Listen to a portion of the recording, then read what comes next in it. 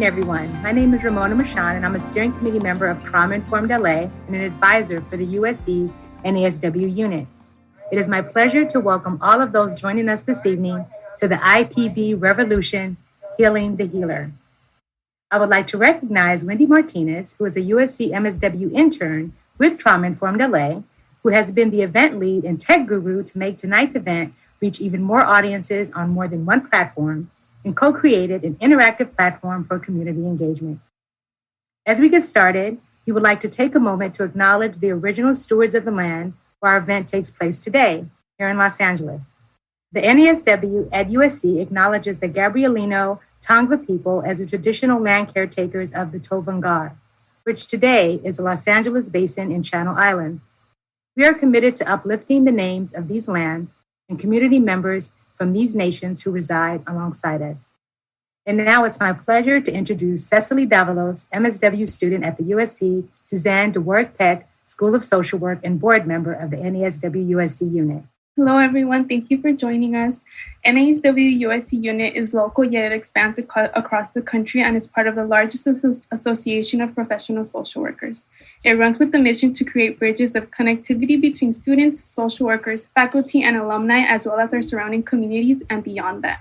The NASW USC unit's primary goal is to advance and enhance the professional development of its members, the USC Suzanne DeWerck Peck School of Social Work students, alumni, faculty, and staff, through networking, knowledge, and resource sharing opportunities. Tonight, we hope to highlight our overarching purpose of collaboration with the intention of leading with integrity, challenging social injustices, advancing social policies, and enhancing professional growth. Our unit continues to move forward with our goals to support our NASW USC family despite the unprecedented times we are in. For example, our advocacy and policy team created brochures with each proposition broken down to help educate the community when thinking about voting. These brochures were translated in Spanish, English, and Chinese. The brochures will also be available in the virtual resource room after the event if anyone is interested. Our Trojans events team is in the process of planning and executing support sessions for the USC community to hold space for those who would like to discuss their feelings and what they are experiencing as a forum to help process their emotions and thoughts.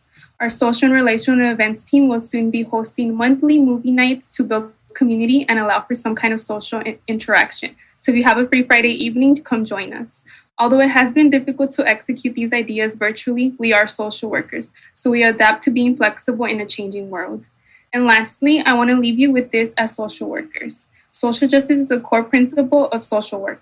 We want to remind everyone to exercise your participation in the decision-making for all people, including the ones we serve, by voting on or before Election Day, November 3rd. If you need state-specific requirements, you can locate them at the website www.rockthevote.org. So please use your voice to challenge these social injustices and go out to vote. Thank you all so much for your support that you have given us thus far. Thank you so much.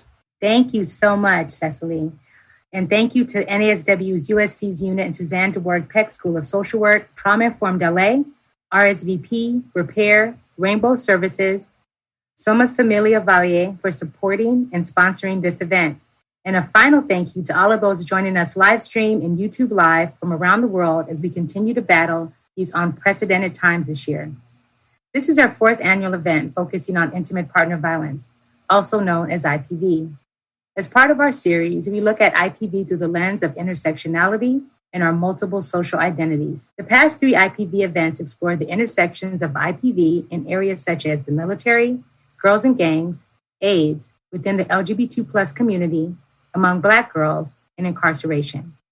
This year, we will be discussing the intersections within IPV as it relates to COVID, communities of colors, and the healers. Before we start our program, we want to share a few housekeeping items with you. There will be more information about these and other events, as well as other information from the organizations collaborating to bring you our program tonight. Our virtual resources and virtual store will be sent out after tonight's event. Since we are live streaming this year, it also means that we are videotaping tonight's presentation. Please feel free to use the chat room to express acknowledgement of what will be said tonight. Happy faces, thumbs up, and snaps, etc. Please do keep the chat room nonviolent. We will be using the chat box for our Q&A session as well. Malala Yousafzai said, "I raise my voice, not so that I can shout, but so that those without a voice can be heard." October is Domestic Violence Awareness Month, which provides an opportunity to shed light on the issue of IPV and work toward ways to prevent it. Domestic Violence Awareness Month originated from the Day of Unity, first held in October 1981 and created by the National Coalition Against Domestic Violence. The Day of Unity became a week focused on the main themes of mourning those who have died due to domestic violence, celebrating and honoring survivors, and building a community of those working to put an end to domestic violence. We like to take this time to validate the emotional reality that is IPV. For the many who have known IPV, it is common to experience feelings of hopelessness and helplessness. Truthfully, this form of violence is a disease. It has the power to isolate us from the world around us. On average, domestic violence hotlines in the United States receive more than 20,000 calls on a daily basis, and IPV affects more than 12 million people each year. Although our physical and emotional scars may take years to heal, these marks serve as reminders that we must dismantle systems that perpetuate abuse and hate and create community solutions. Reports have increased as much as 50% during this pandemic. And although some restrictions have been lifted, many shelters remain closed or operating at reduced capacity, which creates challenges for people who need alternative housing arrangements. Safety plans have become survival plans, as shelters have become impacted due to COVID. This pandemic has reinforced important truths. Inequities related to social determinants of health are magnified during the crisis, and sheltering in place does not inflict equivalent hardship on all people. Stay-at-home orders, essential to slowing the spread of the virus, coupled with economic and health stressors caused by the pandemic, have forced DV survivors already at risk of domestic abuse into more vulnerable and dangerous positions. 1 in 4 women and 1 in 10 men experience IPV, and that violence can take various forms, whether it be physical, emotional, sexual, or psychological. People of all races, cultures, genders, sexual orientations, socioeconomic classes, and religions experience IPV. However, such violence has a disproportionate effect on communities of color, the LGBT community, and other marginalized groups. Women, particularly Native American, trans women, undocumented immigrant women, and other women of color, as well as LGBTQ individuals and people with diverse abilities, are continuing to experience higher rates of IPV compared with the general population. Essential workers have increased risk due to vicarious trauma and anxiety due to increased workload and the increase in violence. This is compounded by their own trauma experience due to COVID and current societal conditions. There's a long stream of blood that stains like generational and historical trauma. We as a community must continue to build brave spaces such as this and advocate for our loved ones affected by trauma and those doing the work to dismantle it. There are many reasons why we choose to work in the revolution to end IPV, but regardless of these reasons, we know this work can take a toll on our minds and bodies, especially during this pandemic and social revolution. Advocates bear witness to so many powerful moments that deeply impact our lives, so we must keep in mind the impact it has on them. Navigating systems of oppression, institutionalized racism, intolerance, stress, triggers, all while staying hopeful to help the communities we serve. We must provide space to lean on each other and create a collective community of healing. So on behalf of the NASW at USC and TILA, I want to acknowledge that whether you're here as a person with lived experience, a professional in the field, a student learner, a dedicated practitioner, an advocate, an activist, an ally, or all of the above, we hope that this can be a night that unites us all in the fight against IPV. Our hope is that this revolution plants the seeds of liberation and ignites the transformative power within all of us. Now I'd like to introduce Susie Hess, co-founder of Trauma Informed LA and founding member of the NASW USC unit. Susie Hess. Thank you, Ramona. If you haven't heard of Trauma Informed LA, we are an all-volunteer grassroots organization founded in 2014. And TILA's mission is to foster resilient communities that promote healing and well-being through collaboration, education, and community engagement. So we actually started off as 10 social justice activists on a rainy day in LA in 2014. And now there have been over 3,000 folks who have participated. So I want to highlight our new podcast, Our Stories Matter, which celebrates the complex lived experiences of activists and healers through storytelling. Our Stories Matter centers on healing through activism, film, art, music, breath, and movement. And each guest brings a unique story, but one with the global theme of community healing and liberation through storytelling, which is a lot of what we'll be doing today. And I want to encourage you to check out Unchained Scholars, which is a USC student interest group. And they're students who were formerly incarcerated and are getting their master's in social work. And they're pretty amazing. As journalist Lauren Giller profoundly states, the power of the story will save us all. So I would like to also introduce one of our sponsors, RSVP from USC, and Corey Brappy-Rudd from RSVP will talk more about the services and the supports that they will be providing today and also in the future as a resource. Hi, everyone. My name is Corey. I'm an advocate from USC's RSVP Relationship and Sexual Violence Prevention and Services Department, and we provide crisis intervention, trauma-informed therapy, and advocacy services to USC students who have been harmed by any type of gender-based violence. So we're advisors and support persons for student complaints to Title IX. We also we can participate in hearings and interviews, and we also conduct, primary prevention and outreach services as well. So we do a lot of the workshops that are, we do a lot of the affirmative consent workshops for all incoming students, undergrads, and we do a lot of bystander intervention trainings to help students fully understand what consent means. We also are here to provide assistance tonight for anyone who might feel triggered or uncomfortable during the panel. You can please send either a message to me or Tiffany Chem, and I think some of the other speakers will also provide you information with how to reach out to us directly.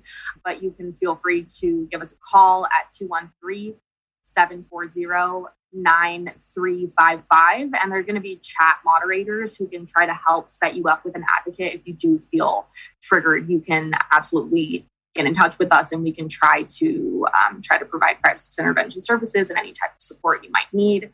And if you're joining us through YouTube Live, please let the chat room moderator, Maria Gates, know you would like to speak to a safe person, and we can set you up with that. Thanks for your time. We're happy to have you and Tiffany here with us tonight. My name is Vashti Bacher. I'm a DSW student here at USC's School of Social Work and also a board member of NASW USC. It is my pleasure to tell you a little bit more of our moderator tonight. Ramona Mershon is a compassionate leader with over 20 years of experience in public service as a trainer, coach, advocate, and leader. As a doctoral candidate at USC, she channels her passion to develop innovative ways to support vulnerable and marginalized communities. Her current role is in helping to create community and cross-sector partnerships that raise awareness of equity, disproportionality, and disparity for children of color in child welfare. Ramona is a licensed clinical social worker and continues to use her skills to assist in achieving authentic community care opportunities. Ramona continues to use her education and experience to promote equity in the Black community. She also has lectured and trained on various topics in the areas of child welfare, racial equity, leadership, and trauma. Please help me welcome Ramona Mershon. Thank you, Vashti. Thank you so much. I'm honored to join you tonight and to be representing both TILA and the NASW USC unit. So now, this is the moment we've all been waiting for. I'd like to introduce you to tonight's brave panelists. Orchid Cameron is a yoga practitioner and a teacher who leads healing-centered and trauma-conscious yoga practices. Overcoming a childhood lacking in health set her on a journey to study the human body's self-healing ability through healing foods, exercise, subtle energy healing, and setting strong boundaries emotionally, physically, and energetically. Paula Miley is a registered associate marriage and family therapist working out of Pasadena and Encino, and believes in cutting through the clutter and getting to what's real. Paula's approach is one of authenticity, which means working with candor and compassion in every session. Nkem Ndefu, and please forgive me if I said your name wrong, is the founder of Loomis Transforms and creator of the Resilience Toolkit. She's known for her unique ability to connect with people of all types by holding powerful healing spaces, weaving complex concepts into accessible narratives. in creating synergistic and collaborative learning communities that nourish people's innate capacity for healing, wellness, and connection. Patty Ramirez is a transnational social worker and project-based consultant committed to advancing collective healing and social justice-oriented and advocacy organizations and movements. Patty has dedicated her work to working with immigrant victims of crimes and justice-impacted folks. And Patty is also about to earn her doctorate here from USC. Welcome to our panelists, and let's get started. So the first question I have for you all is, what is your why for doing this work? So for me, I had so much chronic pain as a child, and it just really lowered the quality of my life. And so my why is I want to try to end pain as many people as possible, which is basically impossible to end everyone's pain. But just for example, if somebody has like lower back pain, I'll know I'll know the right stretches to fix that. So it's hard for me to like hold that in. I'll just be like, let me help you with that. You have a problem, let me help you. So I do a lot of systems to help as many people as possible. So my why is I am a dedicated person to healing myself, and I like an itch, I have to help everybody else around me. Thank you, Orchid. And Kim, tell us about your why. We need to get free. Absolutely. There's so much suffering, and my recognition that trauma is really unique in that it's not just the suffering that traumatized those of us who've been traumatized. I don't know who's escaped that as part of being on this planet. It's our own suffering, but we then inflict that on the people around us. And I'm going to say something a little bit controversial in that I believe that those of us who are survivors of trauma, we always become perpetrators. It's just, do we perpetrate on others or ourselves? Oh, that's true. Okay. And so how to break that cycle, because also traumatized people create traumatized organizations and traumatized systems and traumatized. So it just keeps circling. So how do we insert ourselves and break that, right? And get free. So that's my why. Oh, I love it. I love it. Miss Paula. See, that's perfect because it just like leapfrog right over to me, because that's exactly my why. It's when you get into that space of realizing how lonely your own suffering is, and there's this glimmer of love that arises, and you feel that like really distinct grace and gift of not perpetrating and kind of continuing to choose the reenactments. When I feel that love, it's like this overwhelming appreciation that then brings in wanting to share that. And it's rooted in such a deep, profound love for all of us that if I have this and you don't, then naturally there's an imbalance. And so just exactly when Kim said, where it's liberation. And your idea of freedom might be different, but we're all going in the same direction to be free. So it motivates me. Thank you. And I got licensed. Yay. Yay! Congratulations. We got some good vibes going on here. Yes. Thank you all. So my sister, Patty, tell us about your why. Yeah, I mean, throughout my work in trauma-informed and healing justice work, I think one quote that has really touched me profoundly is the idea that pain that is not transformed is transferred. And so, and Kim spoke about this, we all already kind of got at this, right? We see individually and collectively the reenactment of unhealed trauma. And even healing spaces are not free from trauma. And so that's my why, because I've experienced firsthand as someone who has provided direct services, as someone who has experienced my own trauma and carried the wounds of intergenerational trauma. And I've experienced the disembodiment that came with that. And so part of my why was really coming back home to myself and understanding that my role is to transmute pain, oppression, and trauma into healing. And I can only do that for myself. And I can also hold space for others to connect to their self-healing magic. Wow, that's how we create those brave spaces, right, ladies? We have a powerful female panel tonight. So we have all of this, female energy.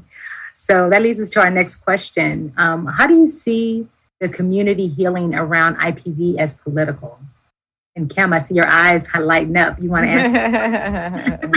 Politics at its heart has to do, we're facing an election, so we think of politics at that level, electoral politics. But politics at its heart has to do with power.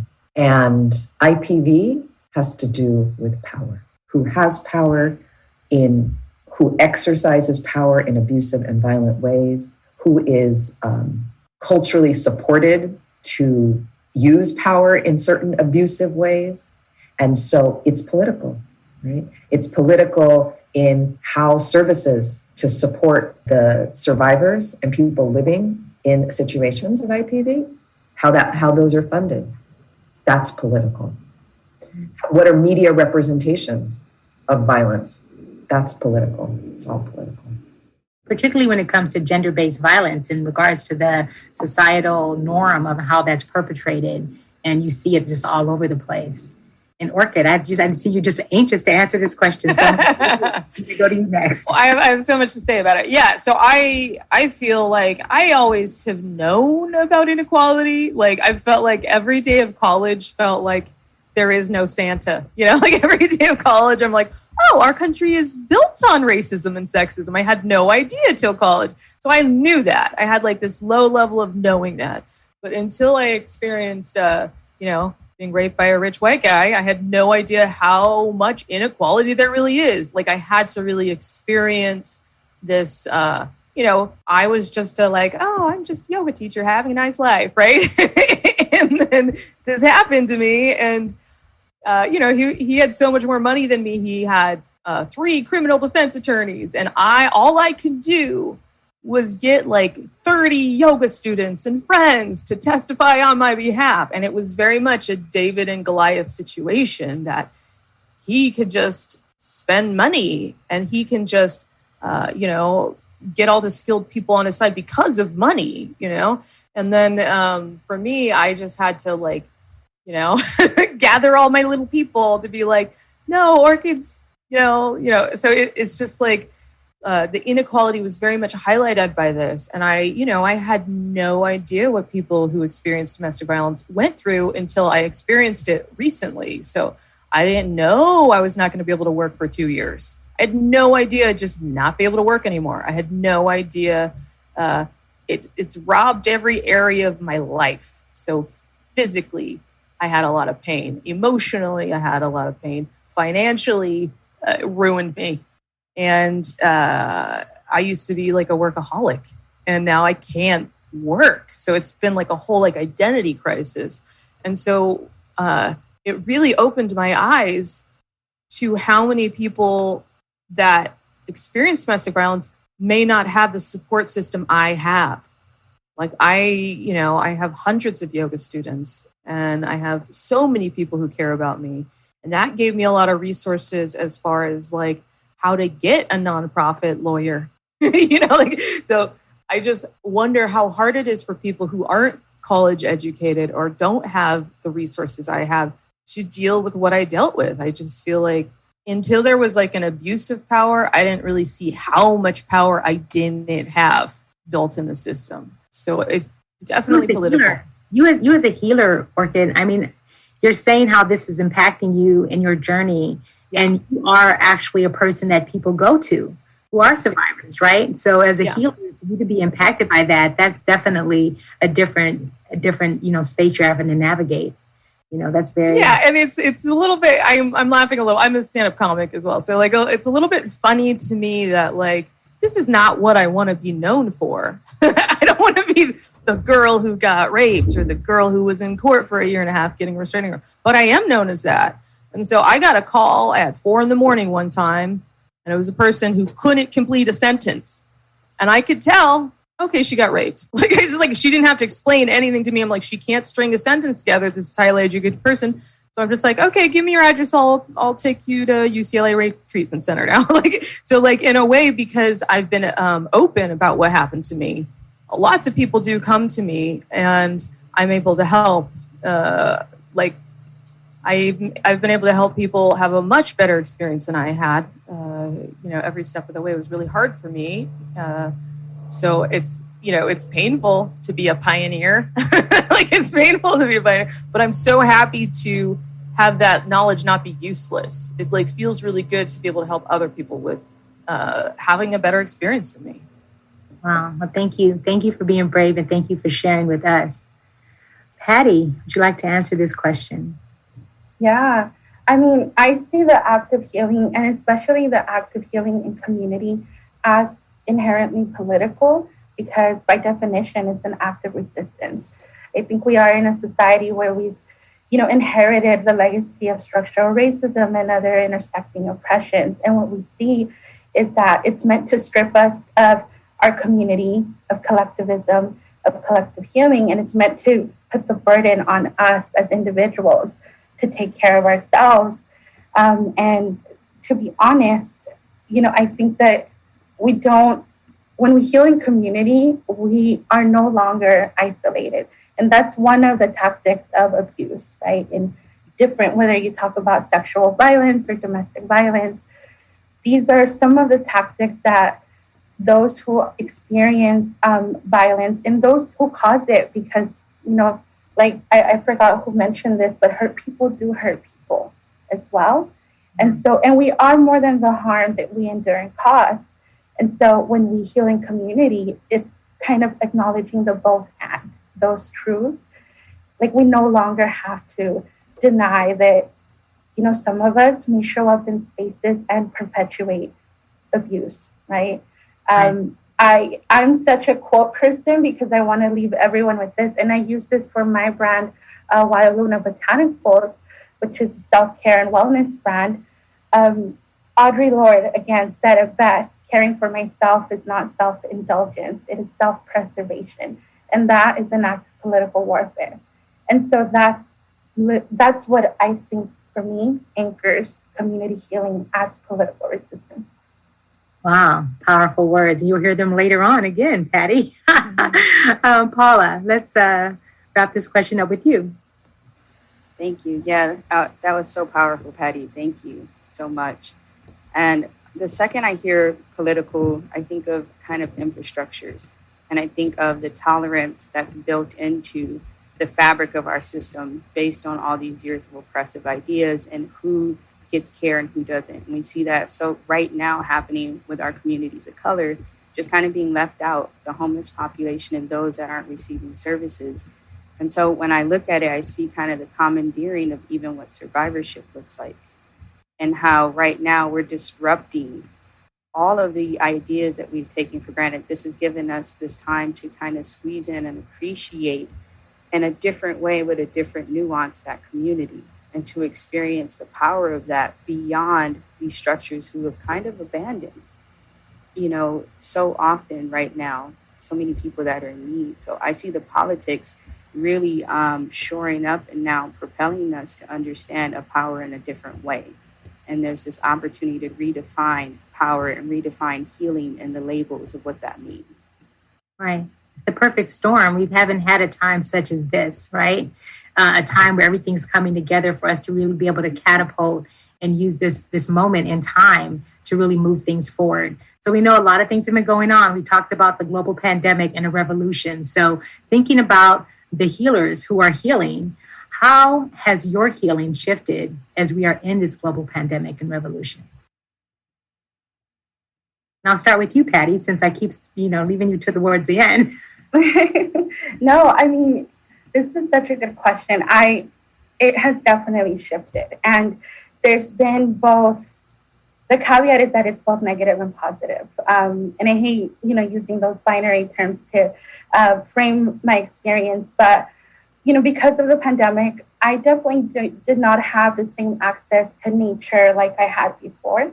Being in LA, I'm in the city. So for me, I had to go to hiking like in San Gabriel or in other places that are a little bit farther, which now, because of safer at home measures, and, I've had really close family members who have become COVID positive and who have been impacted.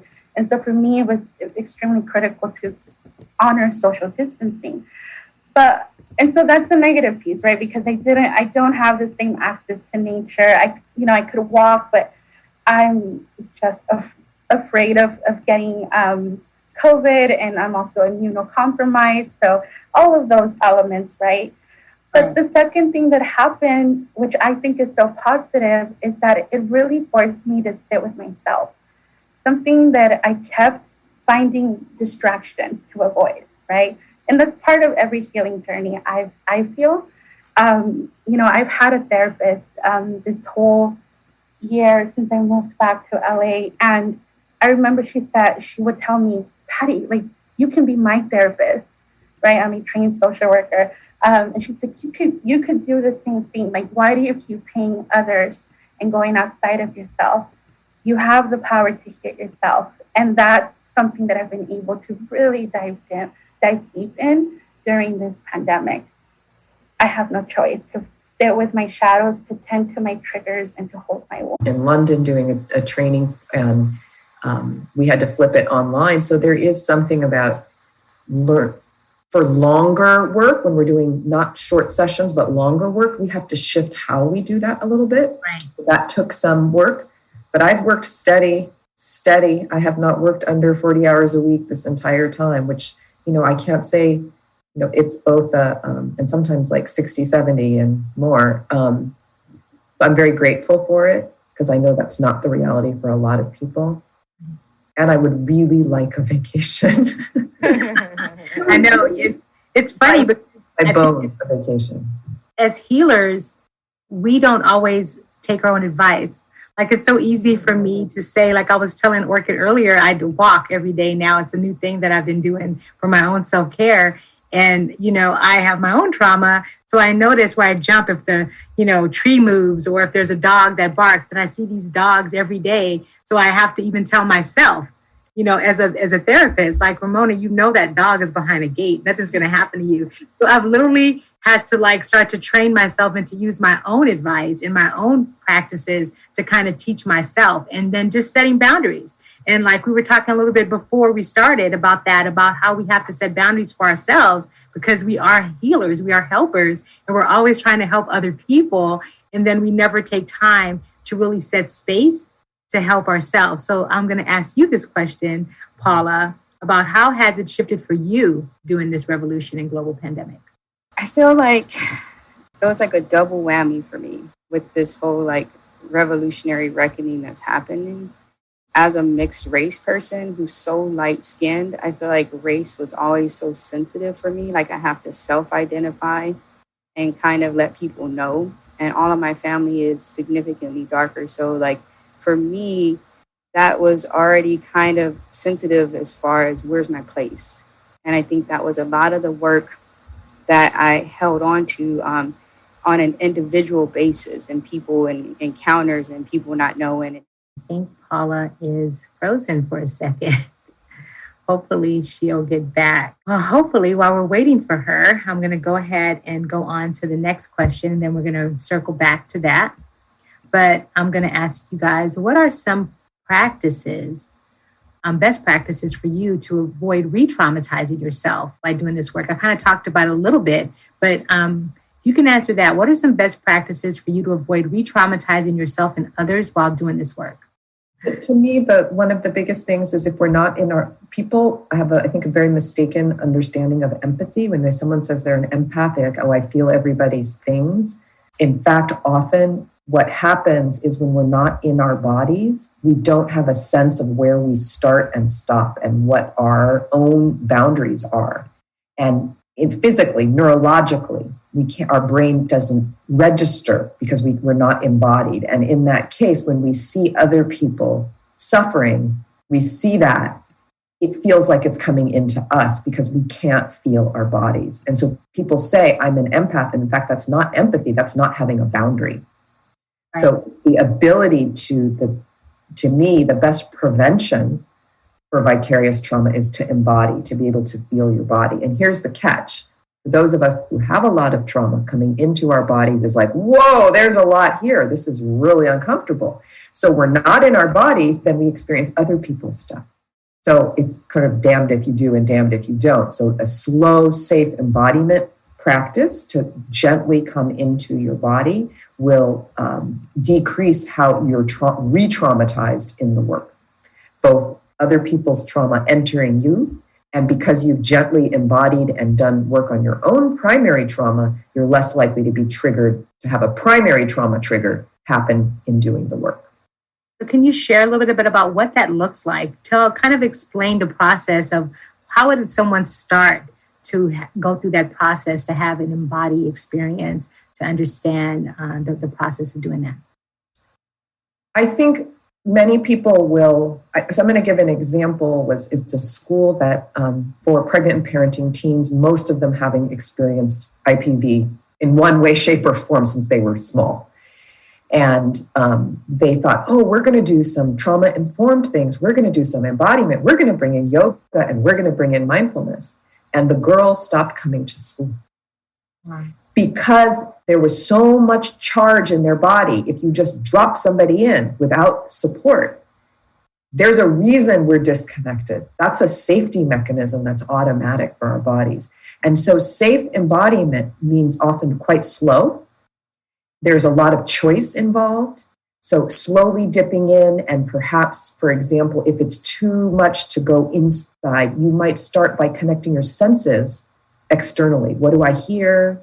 What do I feel on the surface of my skin? What do I see? And that's not inside, but we're starting to get closer. And can I tolerate that? Or when I start hearing things, do I become activated?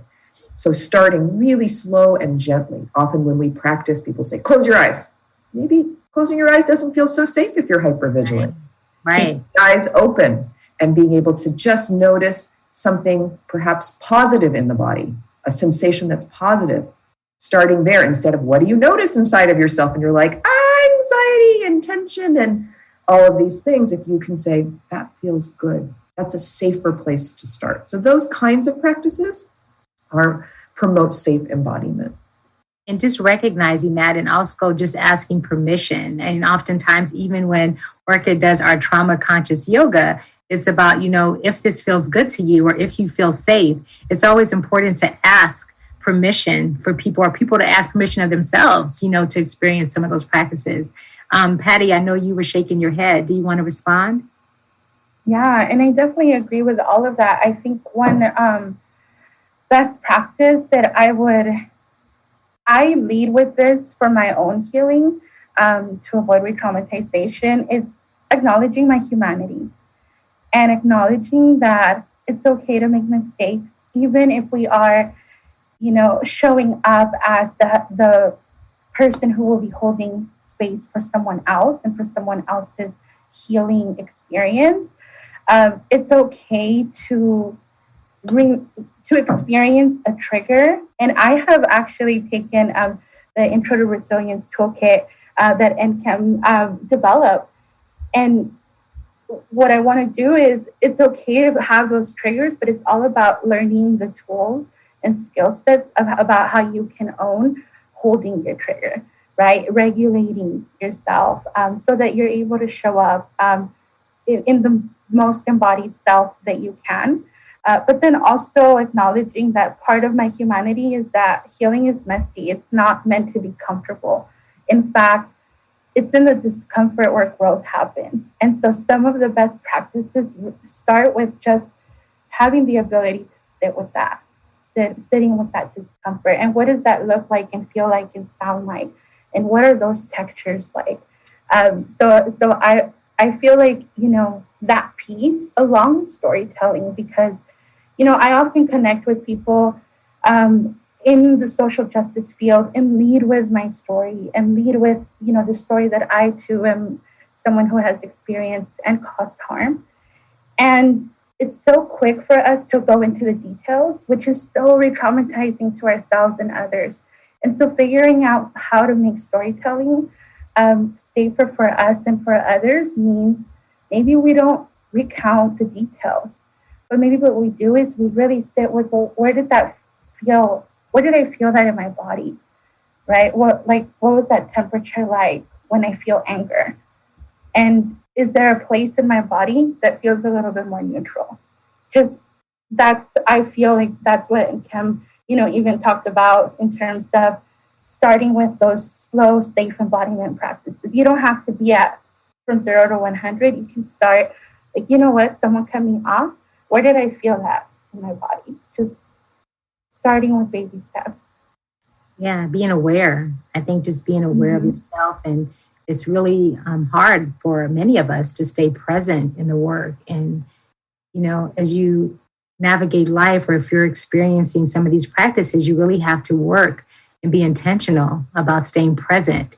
And maybe it's something like, what do you smell? What do you see? What do you hear in your environment to know that you're there in the present, rather than taking yourself back to maybe something that may be traumatizing or triggering for you? Orchid, do you want to answer this question? Yeah, so I have a 5-year-old, and this is just like a little demonstration. So I have a tea kettle, like an electric tea kettle that plugs into the wall, and it's glass, right? And so my 5-year-old, I had to explain to her, like, don't block the doorway.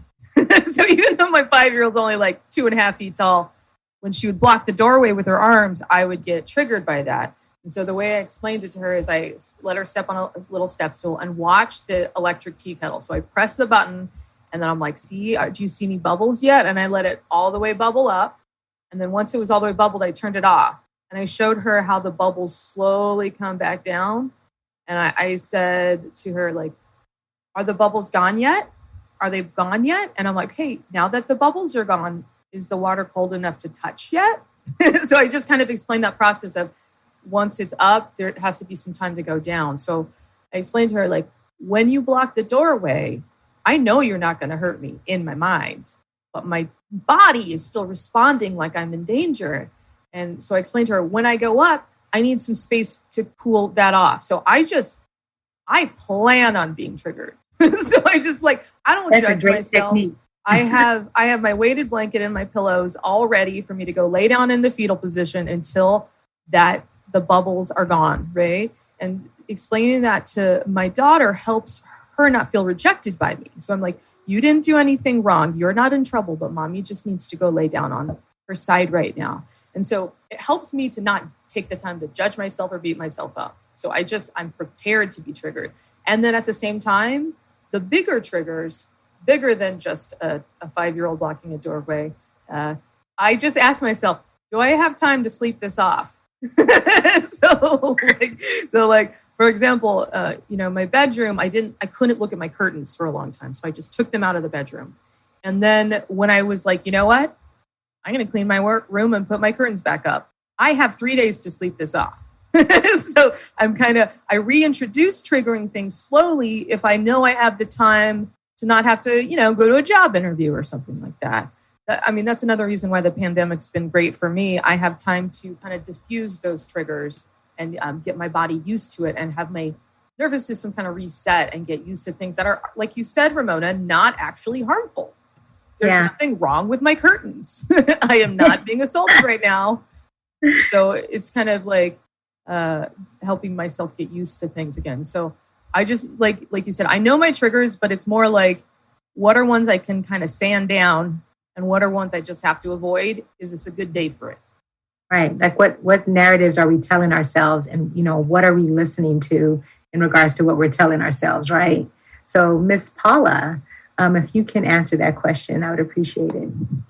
Thank you. Sorry about the internet just drop out. I was like, it was so good. I love that this common language exists across all of us regarding resilience. So I just want to say thank you for the Resilience Toolkit, because this gives us all this common language to organize and kind of make sense of what's happening through it all, what's happening in this healing. And when people understand it and they feel empowered enough to be embodied, I see what's happening in my body. Now I have a way to explain it. It's not just happening in my head. It's so liberating.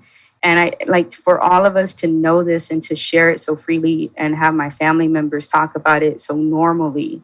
It's not a big, expensive thing. It's something that we can all co-share throughout our communities. Like it it fills me up. And so I just needed to acknowledge with gratitude for that. But when I have a best practice, it really is rhythm, right? Like all of our work is just vibe and rhythm. We come into this world having been connected to a rhythm. Then we get into this first thing that's ours, which is our body. And at some point there's a rupture, but that body's still yours. It always has been. And getting back into the rhythm of it in the healing profession myself, what's my before plan? What's my rhythm before? Can I sit with a moment and say, my best efforts, my wanting to accompany someone on their journey is just that. It's an accompaniment. I have a limitation inherent. Here's my beginning rhythm. I'm activated. This story has my stomach churning. I need to breathe, ground, drop in, stay present.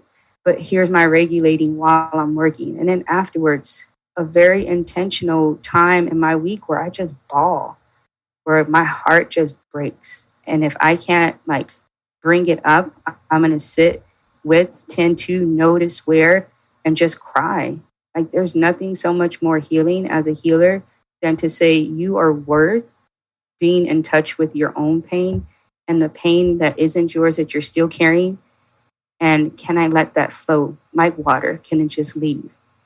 So part of that rhythm, boom, boom, boom. Okay, I'm good. Now I'm back on my vibe. Now I'm back on this. And so I think when we approach the work with not an outcome in mind, and I can be present, and I can stay in my vibe, then I'm always winning. And I'm never overwhelmed. And the suffering is never too much, because that part of it, that part serves its purpose, and I'll never understand it. But I know where I'm at. I'm in the middle of my energy today, and keep it going. So just highly recommend creating. And like I said, the same way I just talked about, I'll come back to it. Like I'll even start just moving. Like all of a sudden people are like, okay, and I'll do it in therapy sessions too. What you doing? Like, I want to get a little pattern, a little beat. Like, you want to do it with me?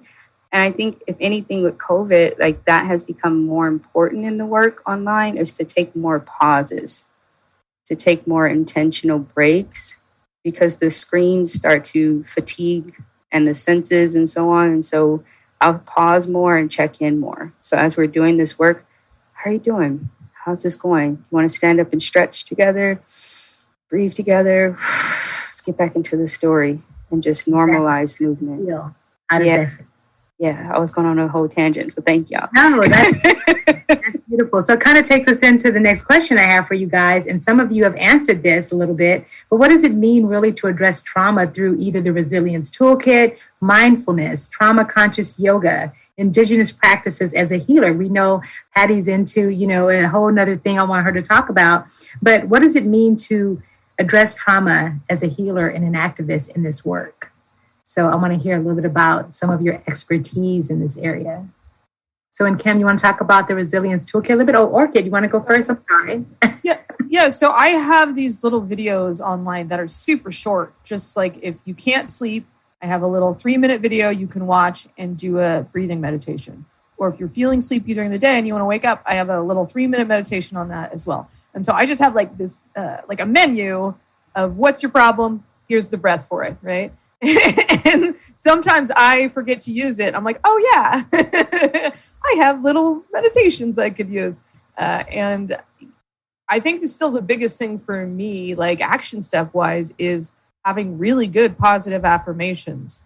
So I have a physical list that I printed up of all the people I can call when I'm having a hard time. So it's on my wall, physical list, because when I'm in a bad trauma, when I'm in the sunken place, I can't think clearly.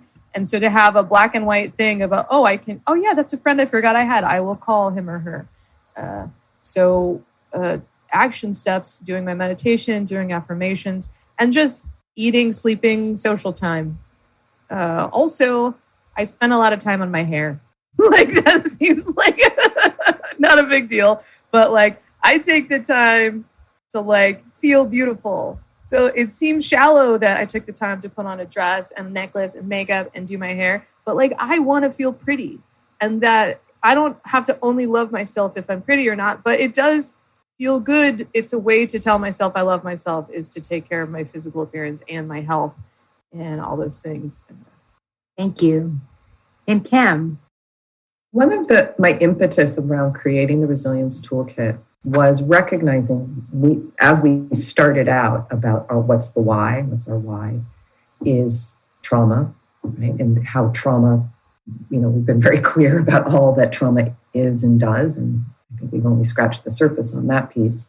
But what I realized is that most people are actually not ready to talk about trauma. And if you ask them, they say, oh, I didn't have trauma. That's for other people.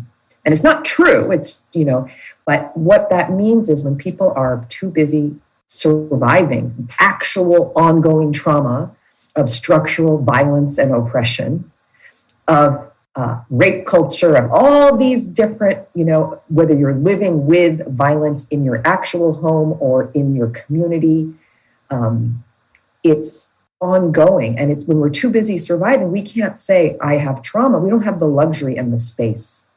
And so I created the Resilience Toolkit really as a way to stabilize and resource people, to build that capacity for trauma healing, to build that capacity for transformation and change.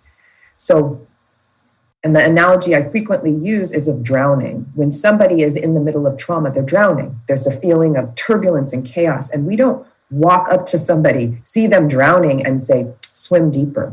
We throw them a lifeline and we help them get to shore. And and so that is the idea, that's stabilization. And we sit with them while their lungs clear, right? And we're there for them and we support them. And then if they get knocked in the water again, we help them get out, and over until they know how to do that themselves. That's stabilization and that's resourcing. And so I see the Resilience Toolkit as helping people develop the self-awareness of their own states, of activation around, and I don't even use the word trauma with most people because they're like, again, not me. I just say stress. But trauma's in there. Right. And then how to settle. What are the tools to settle and how to choose and know? Because there's a lot of things out there, but how do you know it works for you? Did anybody help you develop that knowledge base for yourself to know this works for me or this doesn't? And so that is a big piece of it. And so I see using the Resilience Toolkit as preparation for when you're ready. Now I'm ready to go into the narrative, the story, and also make change. Whether that means leaving an abusive situation, I now feel like I'm resourced enough that I can do that. So that's how I see it.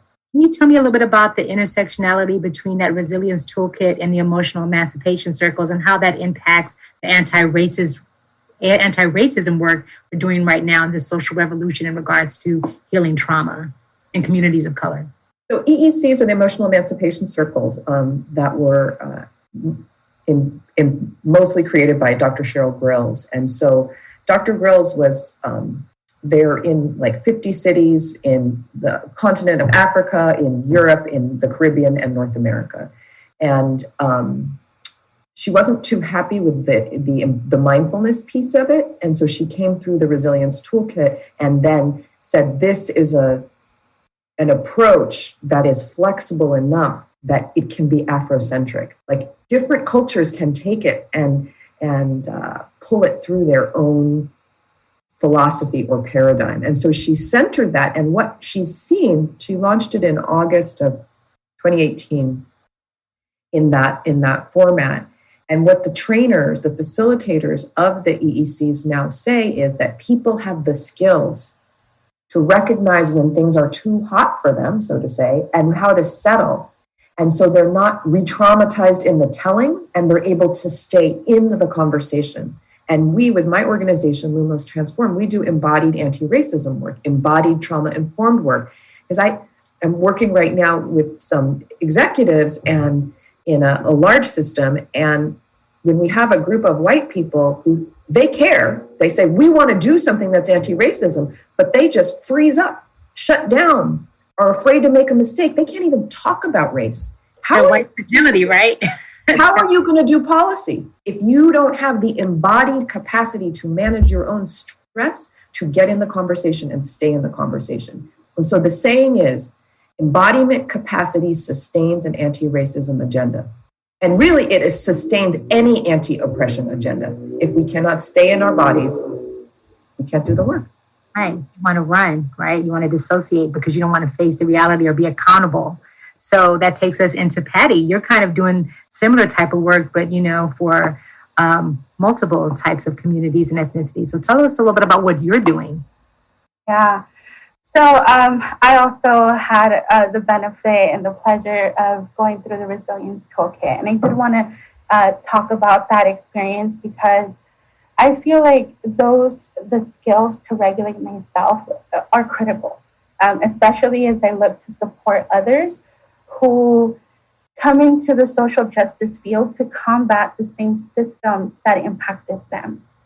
And I was having a conversation with a colleague who graduated from the USC's DSW program. Her name is Dr. Dayanara Marte. And she says, you cannot take your communities anywhere that you haven't been, right? And so for me, right now, part of my healing journey has been really leaning into my own ancestral healing practices that are rooted in indigenous, like curanderismo practices. That has been an experience in itself because I feel like when we reclaim, now I'll speak for myself, in the process of reclaiming my own ancestral knowledge, wisdom, practices, medicine, I cannot do that without acknowledging the grief and loss of that same knowledge, right? I inherited the legacy of colonialism, immigration, and all of the intergenerational trauma that happened that disconnected me from my lineage. And so part of my work, embracing curanderismo, being in a system that wasn't made for me, right? Academia, as a very proud Latinx, Salvadorian, Mexican, Angelino, right? For me, it's been really important to navigate the space as my whole self. And I think what the indigenous practices within curanderismo does is that it involves the concept of healing over that of coping, and from a lens of mind, body, heart, and spirit, right? When we are in survival, and this is, again, a conversation that I've been having with a lot of colleagues, you're experiencing physical, spiritual, mental, emotional deprivation, right? That experience, again, really makes it difficult for us to even be in conversations around social justice when we are often re-traumatized, again, by the systems we're looking to change. So for me to address trauma through these practices is to really take in healing. Healing myself, my community, and I have no control. I will say right now, I do not have the capacity to heal anyone except for myself.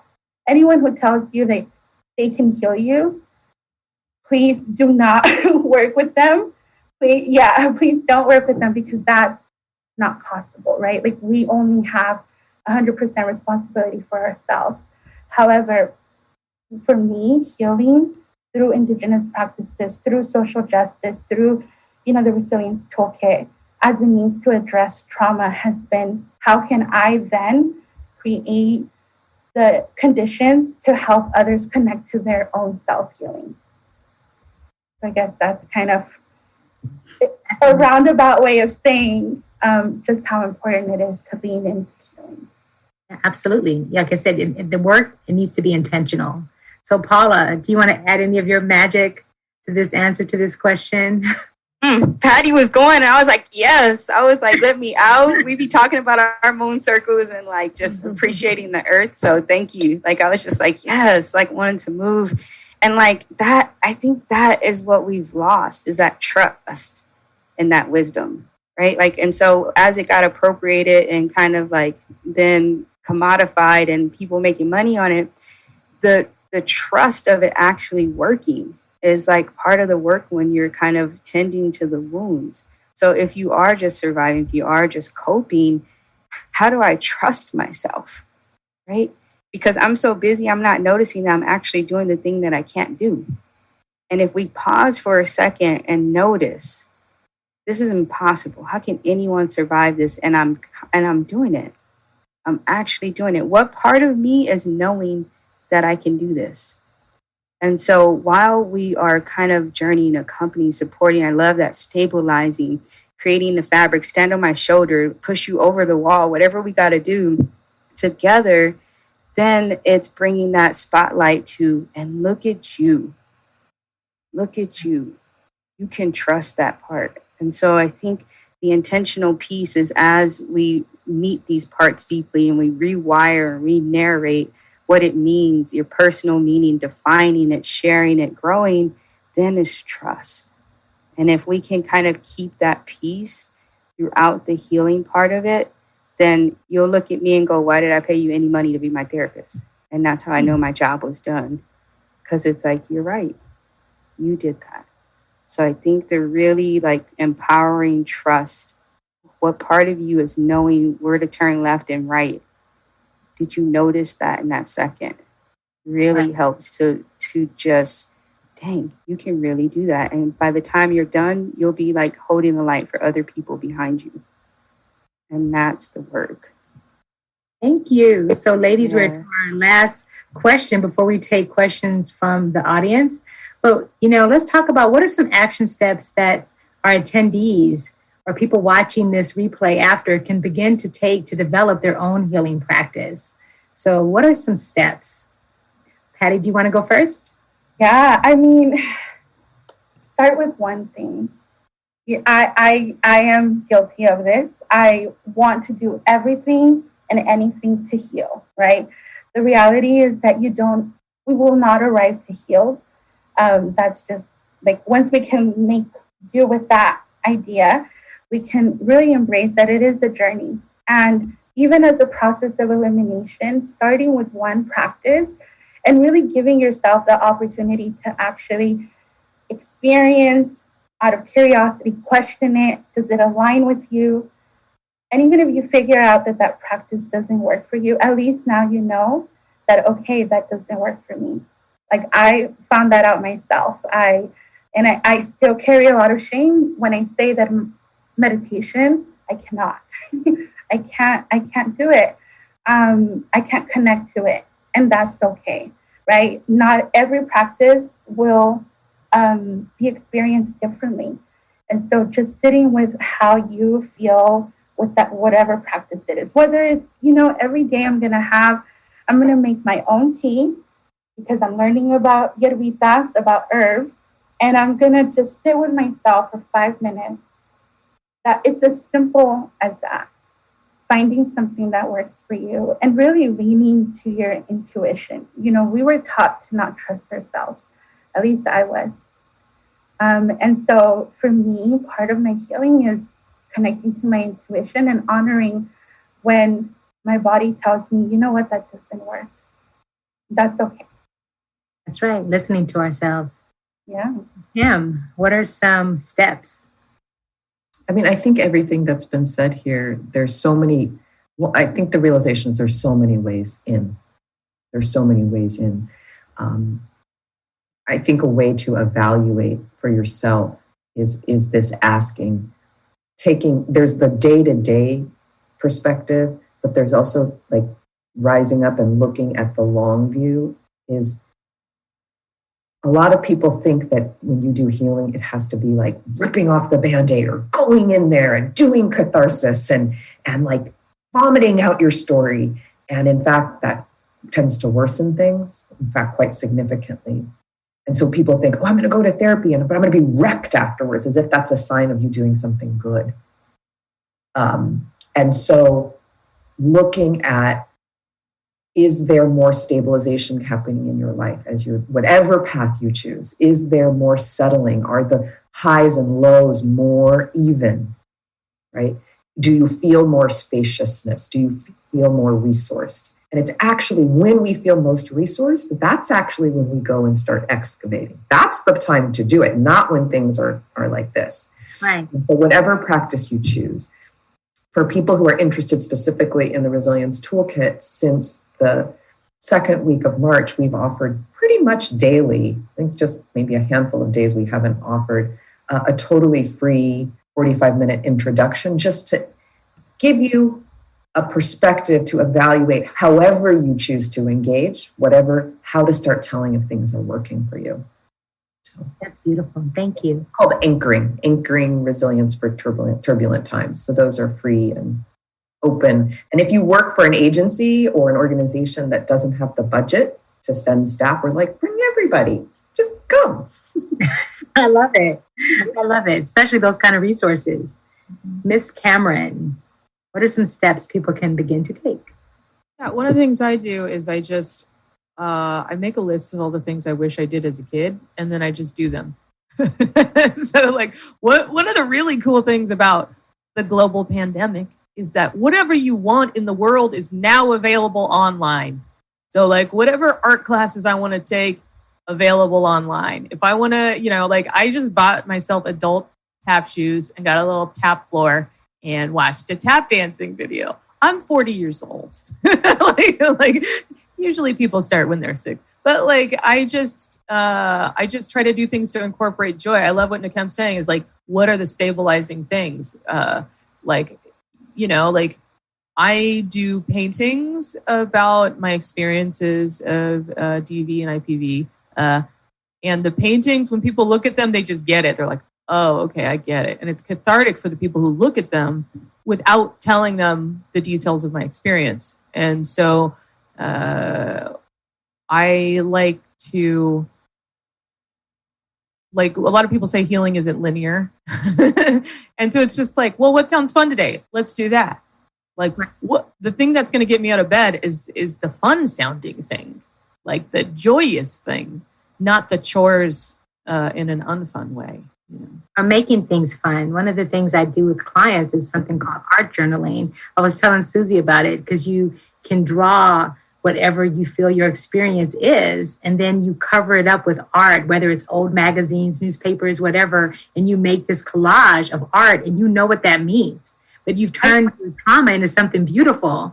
And so it's something you can leave on your shelf. Anybody can see it, so.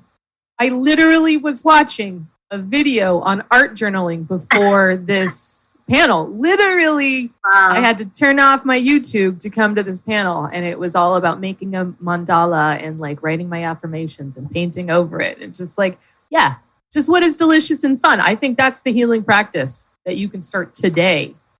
Absolutely. So Paula, close us out with this last answer before we move on to our next segment. The actionable steps. Well, I think like in our grind culture, this premium on always hustling, always doing something, be productive somehow. I'd say like letting go of that I got to buy some time to afford some care. And, just stepping into starting something. Like every moment that you choose that your sip of water is care.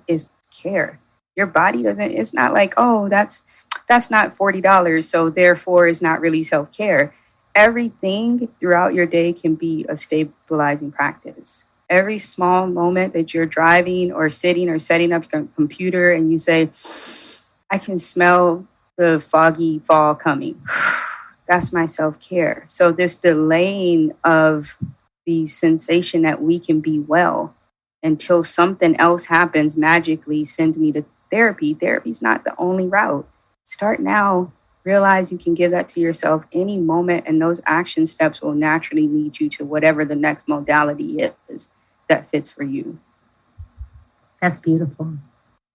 Wow. Well, thank you so much to our amazing panelists, wonderful panelists, for sharing your experiences, your knowledge, and your fierce insights. The COVID-19 pandemic has put a spotlight on numerous ongoing public health crises, especially violence within our home. As state mandates relax and people begin to live a new version of normal, allies cannot stop addressing the layers of social inequities in our communities and the ways in which they impact vulnerable populations and essential workers' emotional health. The pandemic has highlighted how much work needs to be done to ensure that people who experience IPV can continue to obtain access to support and services. If you or somebody you know has experienced intimate partner violence, call the free confidential National Domestic Violence Hotline, 1-800 1-800-799-7233. Again, 1-800-799-7233. The hotline is free, confidential, and available 24/7. We rise by lifting others. So let's take the time to lift those who are helping communities impacted by intimate partner violence. And now I'm going to turn it over to our lovely Orchid Cameron, and she's going to lead us in a breathing exercise before we start our Q&A. Orchid? I'm here to help guide you, but you're the authority on your body. So feel where your feet are on the ground and breathe in and out your nose.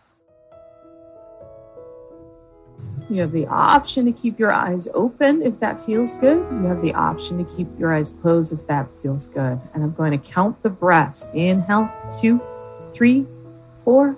Exhale, 2, 3, 4, 5. Inhale, 2, 3, 4. Exhale, 2, 3, 4, 5. Keep breathing. Notice the air on your skin. Notice where your body touches your chair. Notice the sounds in the room. I hear the ticking of my clock. I hear the buzzing of my fridge. Just notice everything around you. All those things are spiritual. Everything is just as spiritual as anything else. The sound of a gong can relax you, or the sound of a truck going by can relax you if you decide so. So keep breathing. Having a slightly longer exhale turns on the parasympathetic nervous system, the rest and digest. Having a slightly longer inhale turns on the fight or flight. Generally, we want to turn on the parasympathetic rest and digest. Keep breathing. Inhale, 2, 3, 4. Exhale, 2, 3, 4, 5. And then take the dominant hand, and you're going to place your thumb on the closest nostril. You're going to inhale through the empty nostril. And then you're going to switch sides. Close that nostril with the forefinger. Exhale where the thumb was. And it's the same. Inhale through that nostril. And switch sides. Exhale through the empty nostril. Inhale through the empty nostril. Switch sides. Exhale.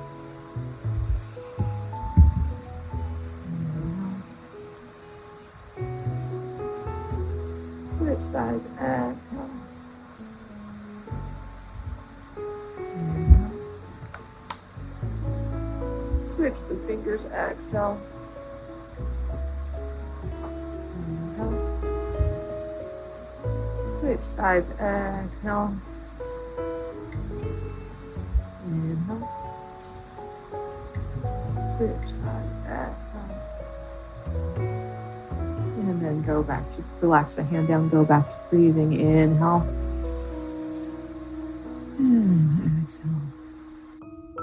So the alternate nostril breathing is a yoga breathing exercise. If you are in a situation where you're up right before bed and you want to fall asleep, just plug the right nostril and breathe in and out the left nostril. You're at work and it's 3 p.m. and you're getting a little sleepy, do the opposite. Plug the left nostril and breathe in and out the right nostril, and just set a timer for 3 minutes. I don't know how you guys feel. Do you feel a little bit more calm? Do you feel a little more in your body? I do. The alternate nostril breathing is to balance the right and left side of your brain. Some people use it to get rid of migraines or just to feel a little more balanced. Thank you. Thank you so much, Orchid. That was so beautiful. And I had the pleasure of experiencing that with you with our trauma conscious yoga. So I appreciated experiencing that again.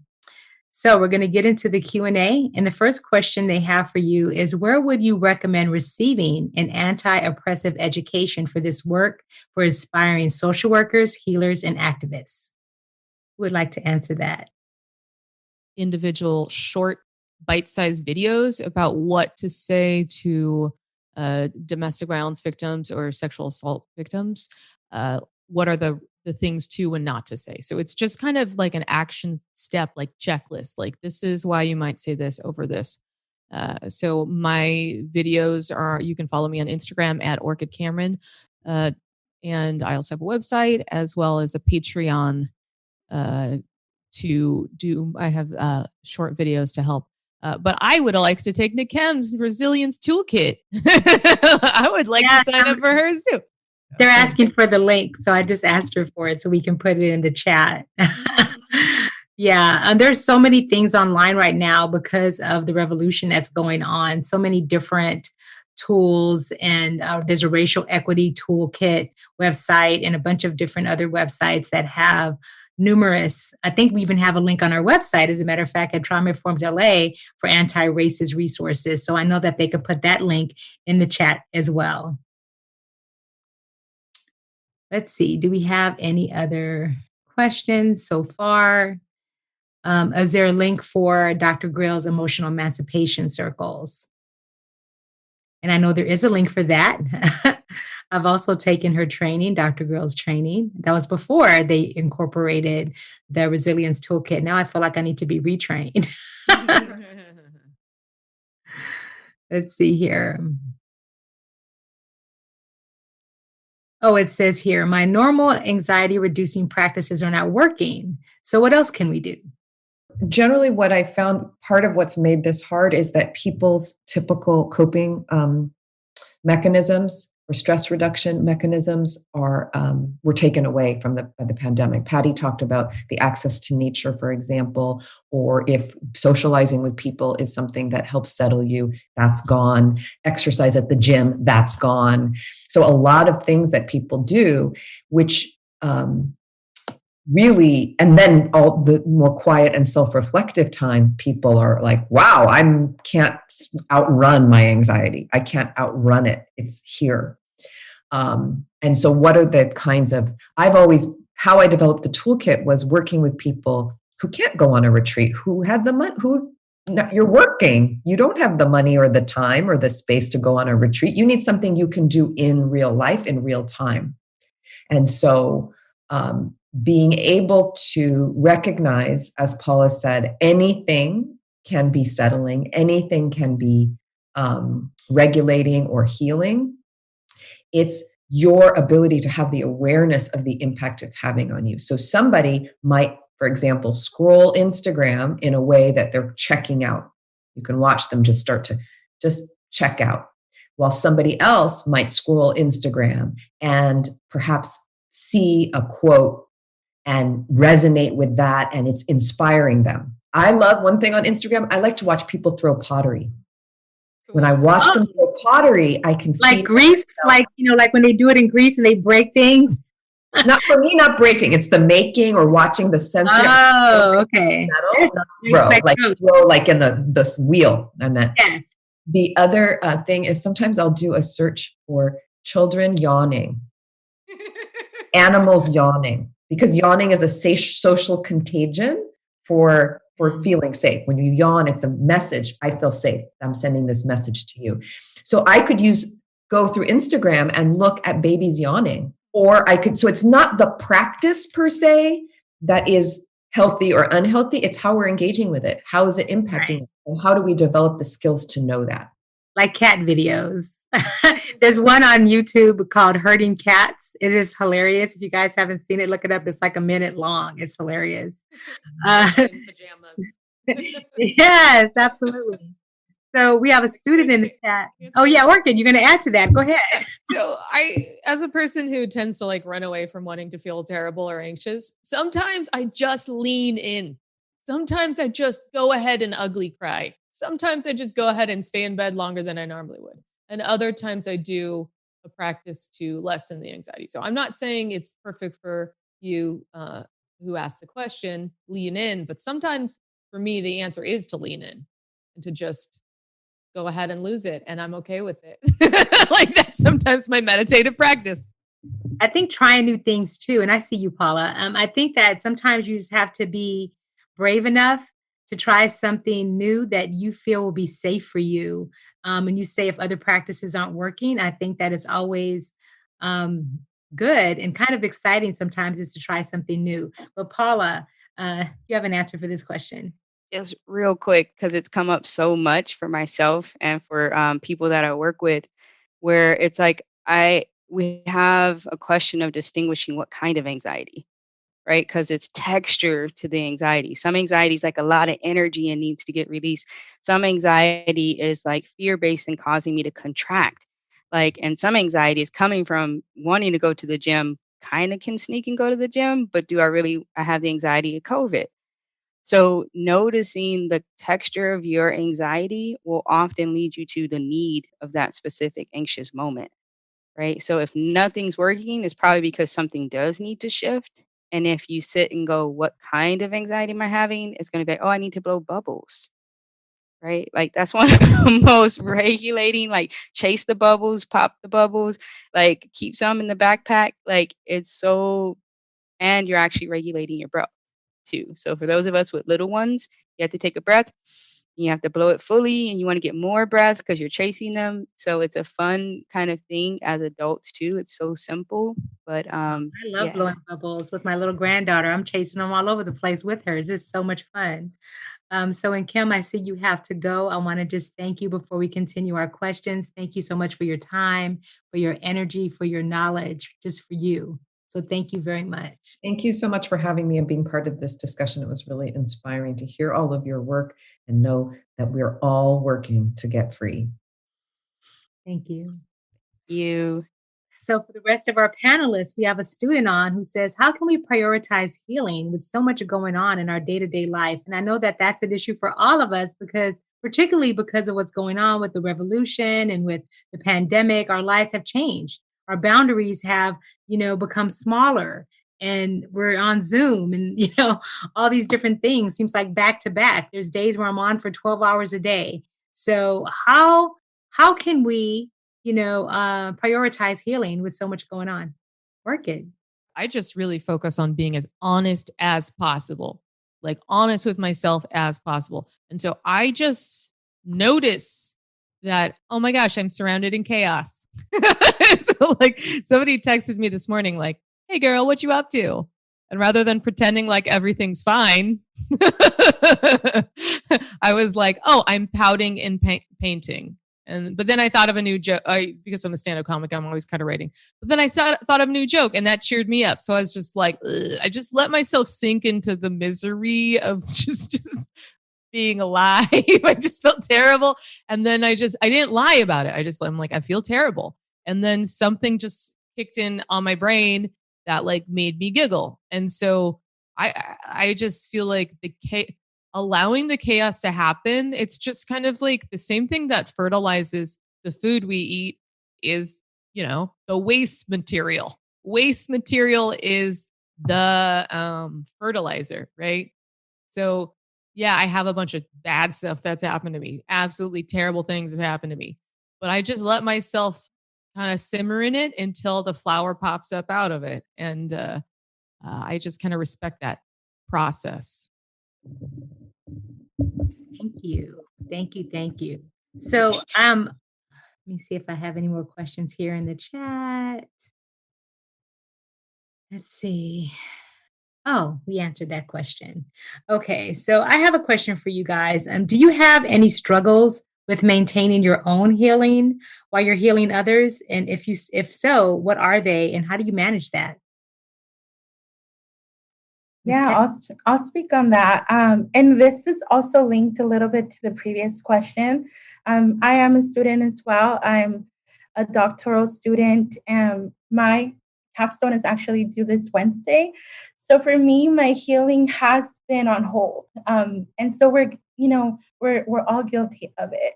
I feel like when we are, doing this work, it's become so much easier to bypass our own healing and our own needs because maybe we are more connected to our resources, right? I mean, I can only speak for myself. I will kind of create that story in my head of like, you know what, I can wait. I just need to get through this and then I'll focus back on my healing.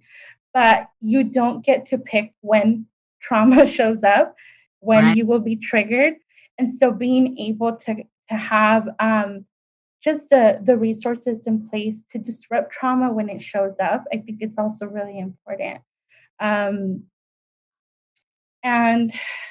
I think the last thing I would say about that is, when I do have these bouts of like, I keep putting myself, kind of like at the end of my to-do list, I remind myself that I cannot give out of an empty cup.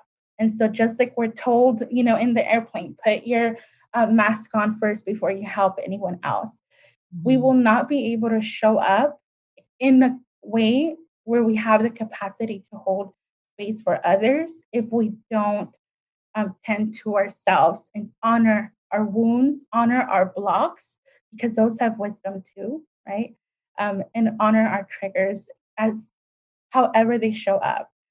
That's information for ourselves, from ourselves, telling us that there's a need, there's an underlying need, and tending to those needs is really important. It's a struggle. I'm telling you, right? This is my compassionate accountability moment.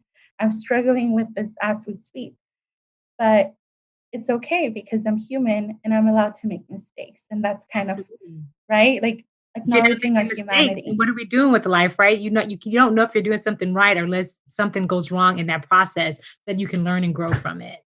Yeah. Anyone else? How do you deal with the struggles of your own healing? Have you had any experiences with that, Miss Paula?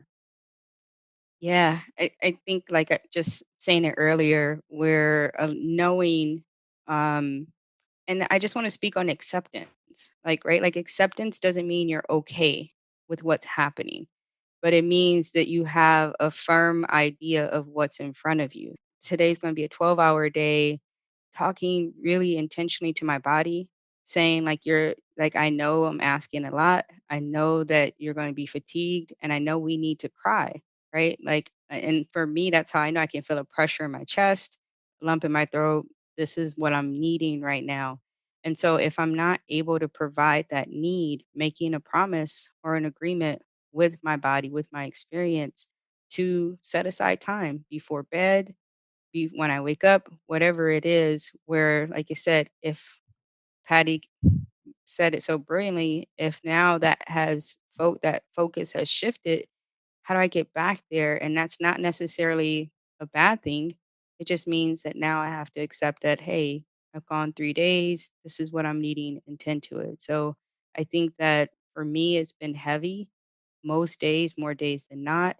And I like to joke, but I have what's called like a no. Right? So it's like a softer no, but I've said no to a lot of things, even to myself. No, that's not going to make you feel better. So don't do that. Nope, not going to do this either.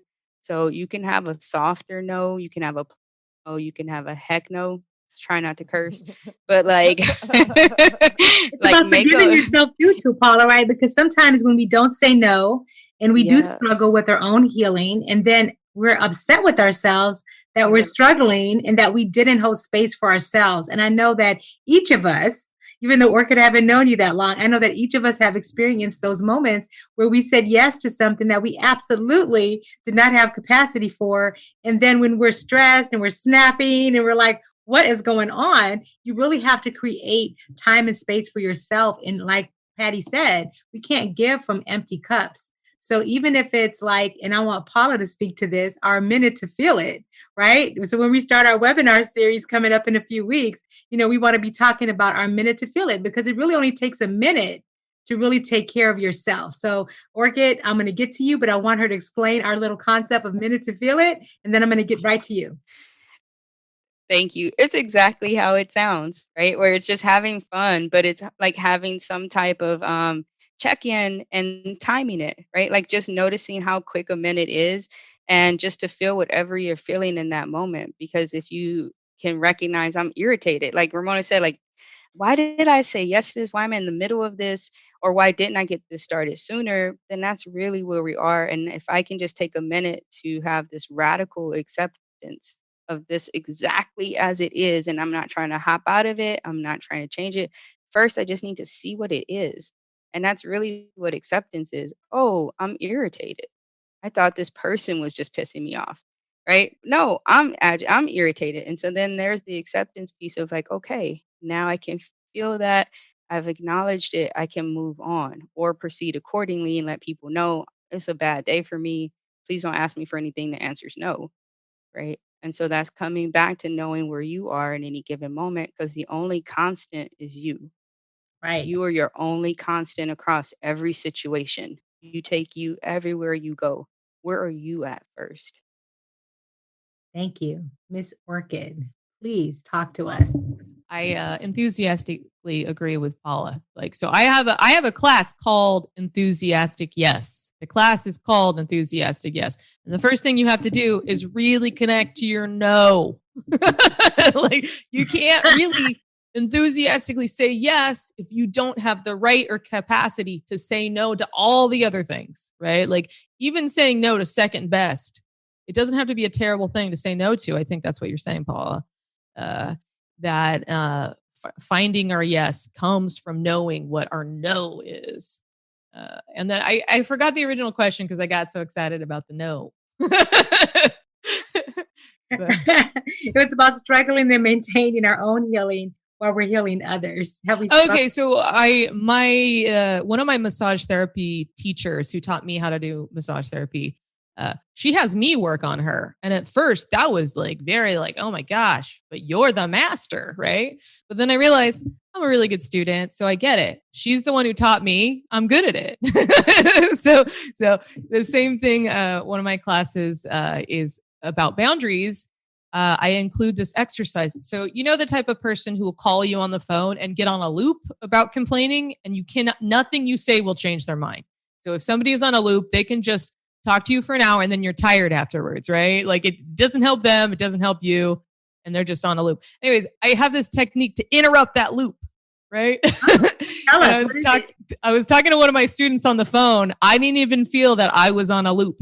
And then she said the key phrase to get me out of the loop. And I was like I was taken aback, and I'm like, thank you. Thank you for getting me off that loop.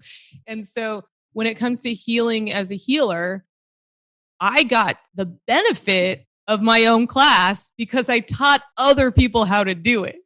So it's just like I was saying, like with a massage therapist teacher, like, so I teach other people how not to put up with other people's negativity. And then they gave it back to me, and it pulled me out of it. And so healing as a healer, it's like the same principles are true, but we have to actually practice them. And sometimes we need a reminder to practice them. So I have no problem leaning into, I woke up feeling like a beast today, so I'm going to be a slug, and that's fine until I'm done being a slug.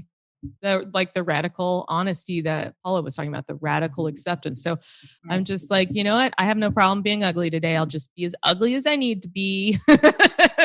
And then I'm like, oh, I guess I'm done now. Thank you so much. And oh my gosh, thank each of you for your inspiring and brave presenters, for sharing your experience and insights. We'd like to present each of you with a small token of our gratitude, which will be donated by our friends at RSVP. It'll be emailed to you because we currently live in a virtual state of mind.